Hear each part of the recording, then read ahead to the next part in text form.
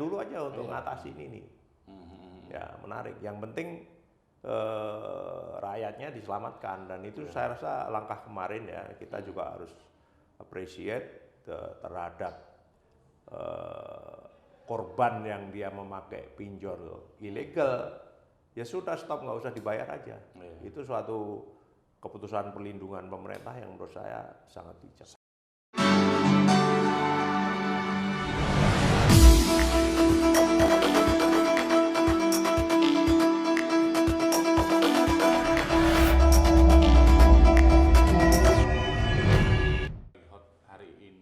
Kali ini ya, minggu ini tentang pinjol. Ya, saya bacakan datanya dulu sebentar.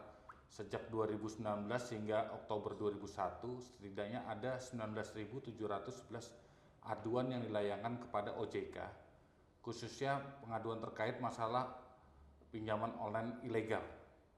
Ada 19.711, ya kan. Dari itu Kominfo telah memblokir sekitar 5.000 konten pinjaman online ilegal, dan sampai saat ini sudah Kominfo telah menutup 151 lembaga pinjol. Itu gimana tuh tentang pinjol itu, Pak? Ya, saya rasa ini secara umum dulu kita katakan bahwa kita rakyat itu sebagai pengguna digital. Ya, itu selalu terlebih dulu dia ditawari. Ya, betul. Ya kan, ditawari oleh penyelenggara platform. Kemudian penyelenggara platform itu sendiri itu mempunyai sifat, memang dia itu nggak pernah seneng establishment, kemapanan. Dia akan nyari celah-celah dari kemapanan itu. Contohnya yang berhasil itu adalah yang sangat berhasil sekarang itu bangsanya Gojek dan sebagainya, itu Grab ya, itu kan dulu lawannya adalah taksi resmi. Taksi resmi establish kan, harus pakai plat nomor khusus, ini KIR dan sebagainya. Taksi online mana ada kir-kiran. Tapi yang penting masyarakat disodorin gitulah, ini lebih murah, lebih enak, lebih nyaman cara ini, jadilah dia. Akhirnya jadi dan sah ya kan, beroperasi. Dan akhirnya berproses dan sah. Saya rasa yang namanya pinjol itu juga sama. Artinya sekarang ini lagi proses try and error. Jadi ada alternatif, apalagi di masa pandemi yang terutama ini susah semua, ya kan, situasi dan kondisi di mana dia pinjam uang susah kemana-mana, tiba-tiba ada orang nawari yang prosesnya demikian mudah, dan bahkan dia tidak tahu kok, tahu namaku, nomorku dan sebagainya kan. Sedangkan saya butuh duitnya, ya, maka terjadilah itu transaksi. Ada yang baik, ada yang buruk. Yang baik akhirnya menjadi benchmark, maka penyelenggara platform pinjol yang baik, tolong dong daftar kalau kamu memang baik-baik, daftarlah dia. Setelah diverifikasi oleh OJK, menjadi pinjol terdaftar, ya kan. Nah, yang jelek-jelek ya mana mau daftar, ya enggak. Sehingga terjadi penyelenggara platform legal dan ilegal. Nah, lagi-lagi kita agak gagap dalam hal ini. Begitu siap ya kan. Begitu yang tidak terdaftar ada masalah, maka sosialisasi pertama, mengapa Anda kok pakai yang tidak terdaftar? Padahal masyarakat juga nggak tahu kan mana yang terdaftar, mana yang tidak. Gitu kan. Ini sebenarnya yang jadi masalah. Kalau kita menghubungkan antara penyelenggara platform, ya, di mana di situ ada yang disebut sebagai controller tadi, controller, ada data processors, di situ ada suatu interaksi, ada otoritas, ya kan. Nah, otoritasnya ini kan karena dia menyangkut pinjam meminjam, ya undang-undangnya ada di OJK. Tetapi memutus platform ada di Kominfo. Itu yang tabrakan tuh kan. Makanya kan ada dua otoritas. Bahkan kalau dia itu sudah terlihat jelas-jelas pidananya, ada Bareskrim. Beda lagi tuh kan. Jadi inilah situasi di mana ya yang kita punya dulu aja untuk ngatasin ini. Ya menarik. Yang penting rakyatnya diselamatkan, dan itu saya rasa langkah kemarin ya, kita juga harus appreciate terhadap korban yang dia memakai pinjol ilegal, ya sudah stop, nggak usah dibayar aja. Itu suatu keputusan perlindungan pemerintah yang menurut saya sangat bijak. Sangat harus diapresiasi ya. Harus diapresiasi. Nah, ini kan menarik juga nih kan, ini pinjol fenomenanya ada ketika melihat situasi yang ini, dan memang bidang-bidang IT itu memang kan kadang-kadang menawarkan sesuatu yang dibutuhkan masyarakat, dia mencoba. Tetapi ketika mereka, mungkin di awal mereka mendaftar, pinjol ini sebagai apa gitu kan, asuransi kah, kan buk perbankan kah, kan bukan juga. Akhirnya mereka ya udah, kalau masyarakat terima ya kan, masyarakat terima aplikasi mau, mereka ambil, walaupun tadi masyarakat tidak ada edukasi tentang bagaimana pinjol dan resikonya ya kan. Nah, kalau menurut Bapak kira-kira kalau yang untuk mengantisipasi hal-hal yang seperti ini ya kan, adanya dunia-dunia IT baru ya kan, misalnya pinjol, atau sebelum pinjol ini kan ada Gojek tadi, ada Grab, itu kira-kira kan kalau kita buat undang-undang kan harus bukan untuk 5 tahun Pak, kan harus buat 25 tahun atau 50 tahun ke depan. Kita berpikirnya bahwa ke depannya akan terjadi percepatan misalnya dunia teknologi itu seperti ini. Kira-kira undang-undangnya sekarang ini sudah bisa siap nggak untuk 50 tahun ke depan? Saya rasa itu terlalu lama ya. Terlalu lama tadi ya? Karena apa? Nanti kan yang namanya digitalisasi ini kan menyangkut hampir semua lini ya. Jadi kita bisa bicara yang tadi ya, misalnya sekarang aja yang namanya sistem pemerintahan berbasis elektronik. Siapa focal point-nya? Ternyata kan Menteri Pan-RB. Jadi harus ada koordinasi lagi dengan infrastruktur Menkominfo. Jadi kan memang TikTok ini ya, yang maaf ya, yang akan dicari kelemahannya oleh orang-orang IT dan dilihat opportunity-nya. Cuman kembali lagi, manusia ini kan ada manusia baik, manusia buruk. Ya enggak?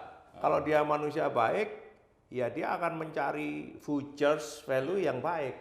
Jadi misalnya futures value yang baik itu startup resmi, dia akan menjadi unicorn resmi. Ya enggak? Nah, kalau yang ini kan hit and run. Pokoknya saya dapat, saya menghilang. Habis itu saya cari grade lagi yang lain. Artinya kan yang salah kan sebenarnya bukan pinjolnya kan? Ya, pinjol jadi kan sistem kan gitu kan? Ya, makanya di situ tadi kan bagus sekali sekarang ini, akhir-akhir ini kita bicara literasi digital. Ya. Jadi kalau 270 juta ini kita punya separuh aja yang digitally literate, gitu. Maka dia akan menjadi agen untuk menyelamatkan teman-teman yang lain yang belum literate. Jadi misalnya gini, kita kan kadang-kadang ditanya nih sama adik atau ponakan, ini saya kok dapat SMS katanya dapat hadiah, ya enggak? Nah, Anda yang sudah literate bilang jangan ditanggapi, itu pasti penipuan, itu kan membantu yang lain. Jadi menurut saya nomor satu, Mas Santo, ini adalah urusan edukasi dan sosialisasi. Kalau edukasi berarti Kominfo berarti Pak? Semua. Oh semuanya ya, semuanya. Semua, karena sejak dini misalkan, sejak TK, SD, SMP, itu ada kok modul-modul untuk meliterate anak-anak sekarang untuk bermain gadget yang baik. Yang baik gimana ya kan? Termasuk juga disiplin orang tuanya ya, kalau misalnya dikasih waktu nggak boleh lebih dari 2 jam sehari, ya disiplin gitu. Jadi ini kan susah juga. Jadi kesadaran ini ya memang ini gawe besar. Literasi digital ini kan terdiri dari 4 lah yang selama ini disampaikan, yaitu digital skill, yaitu orang yang ngerti bener tentang teknik ya, digital, teknologi, perkembangan dan sebagainya digital. Kemudian ada digital culture, itu adalah membentuk budaya digital yang positif. Ya. Kemudian ada lagi digital ethic, etika ya kan? Etika berdigital itu juga bisa diajarkan, modulnya ada. Ya. Kemudian yang keempat, awareness, kesadaran terhadap digital security atau keamanan digital. Jadi kalau 4 modul ini kita bisa menyampaikan sejak dini, kemudian modulnya juga bagaimana kalau sudah tua ya enggak apa-apa, tua juga harus diliterate. Iya, makanya ya bukannya membeda-bedakan, ini pengalaman kita ya. Saya misalnya saya punya grup dengan keluarga. Kadang-kadang ini yang orang-orang tua kita ini ya kadang-kadang ada berita hoak. Kita tahu nih hoak nih kan. Main disebar dan disebarnya banyak grup, ya kan? Ya karena mereka tapi ya itu kan penggunaan digital kan ya kalau anak kecil tadi ada edukasi dari awal. Tapi kan kalau yang sudah kayak saya tapi tidak atau kayak Bapak tidak mulai dari awal kan ya kita yang harus well kan gitu kan terhadap dunia digital gitu kan.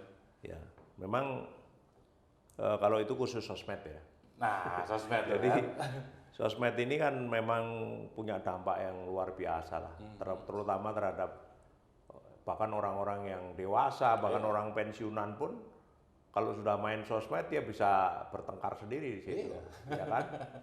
Jadi itu adalah satu ungkapan presentasi masing-masing pribadi terhadap suatu case yang ditanggapi berdasarkan maturity dan pengetahuannya. Ini memang lebih sulit.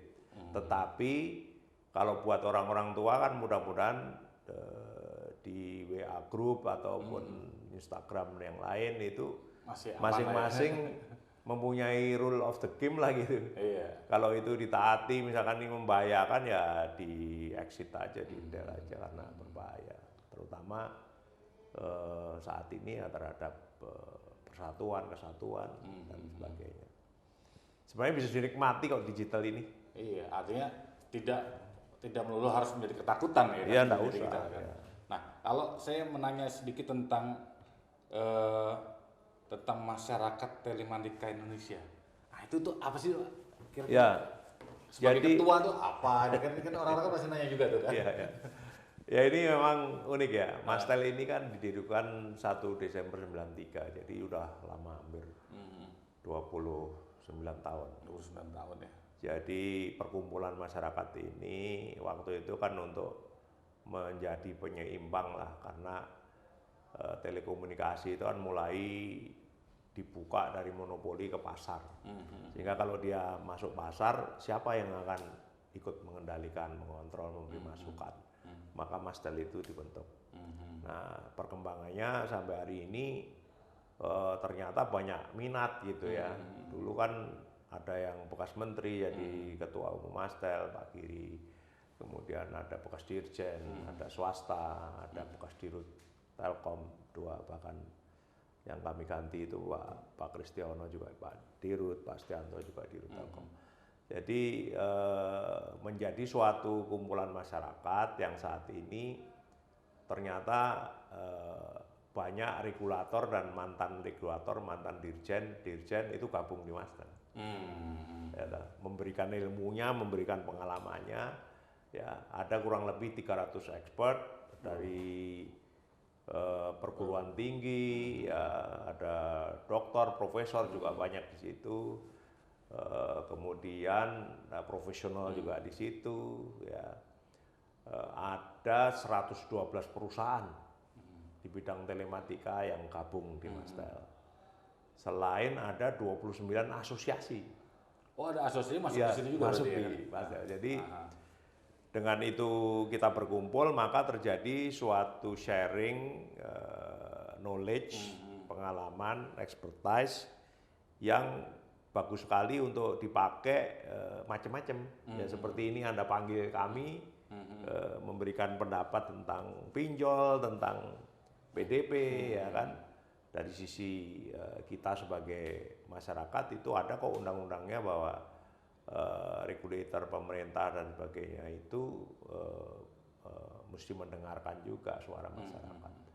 Jadi inilah keberadaan Mastel, dan kita akan terus ikut memperjuangkan kemandirian, kesehatan, kedaulatan, dan sustainability dari penyelenggaraan telematika.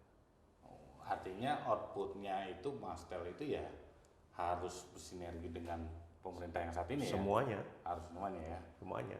Karena kita ada di tengah-tengah. Lebih bebas kita berbicara. Kita harus berbicara objektif, keperluan contohnya operator apa, ya keperluan regulator apa, keperluan konsumen apa, ya kan kita carikan, terus kita memberi pendapat. Rekomendasi. Sangat menarik nih kan. Gabung aja nggak masalah. Siap ya kan. Oke gitu aja mungkin diskusi kita yang cukup menarik ya kan dari Pak Sarwoto ini ya kan. Ya kalau bidang telematika ya beliau orangnya lah saat ini kan, karena dia pernah menjadi praktisi, sekarang hitungannya apa? Pengamat ya? Ya pemberi masukan aja. Pemberi masukan. Nah ini lebih gila nih kalau yang memberi masukan nih kan. Artinya seluk-beluknya beliau sangat paham ya kan. Karena udah punya pengalaman itu, mudah-mudahan bisa berguna buat nusa dan bangsa. Amin. Terutama buat teman-teman atau penggemar para dunia digital. Oke, begitu saja perjumpaan kita kali ini. Salam apa nih Pak? Salam merdeka. Rekan-rekan sekalian, di era digital seperti saat ini, teknologi menjadi tidak terhindarkan dalam kehidupan sehari-hari. Namun, teknologi itu bisa jadi pisau bermata dua. Di satu sisi, dia bisa menjadi kawan baik kita yang mempermudah semua urusan hidup kita, apalagi di era pandemi ini. Namun di sisi lain, teknologi itu ternyata bisa jadi berbahaya buat kita sendiri, khususnya berbahaya bagi perlindungan hak-hak asasi kita. Nah, dalam tayangan tadi kita sudah mengikuti apa dan bagaimana isu-isu krusial yang dibahas dalam RUU Perlindungan Data Pribadi.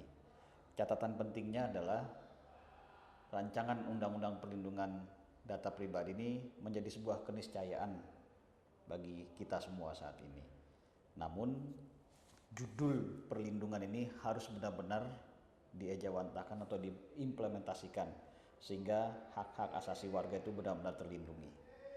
Jadi kita semua berkepentingan dengan adanya Undang-Undang Perlindungan Data Pribadi ini, dan kita semua sebaiknya ikut aware atau ikut mengawal sehingga undang-undang ini kelak tidak menjadi senjata bagi kita. Mungkin rekan-rekan sekalian pernah mengalami dalam kehidupan sehari-hari saat ini, seperti halnya juga saya pernah mengalami, tiba-tiba ada telepon masuk menyatakan dari bank tertentu atau institusi tertentu yang menawarkan program-programnya, tapi dia bisa menyebutkan nama kita. Dari mana mereka tahu nama kita? Tentu ada data pribadi kita yang bocor kepada pihak mereka, yang seharusnya itu dilindungi oleh semua pihak, terutama oleh negara. Itu baru satu contoh kecil. Saya sekali lagi mengajak rekan-rekan semua untuk kita ikut bersama-sama mengawal RUU Perlindungan Data Pribadi ini dan memberi masukan supaya hak-hak kita benar-benar dijamin oleh negara. Terima kasih, saya Odis, Ketua Perkumpulan Indonesia Muda. Salam.